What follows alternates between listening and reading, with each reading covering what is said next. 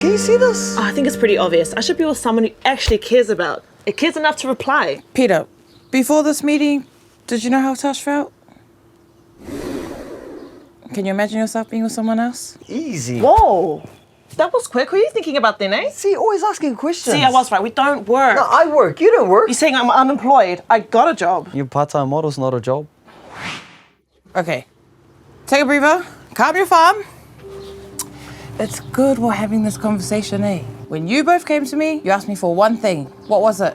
Answer, or I'm gonna gong you, just popo at you. I asked for someone hot. Really? I asked for someone hot too. Cool, so I know what I'm doing. You two should break up. Really? Well, you said you could see yourself with someone else. Yeah, but like in my brain, not like for real. And you want someone who replies back faster. Yeah. And you're both not happy.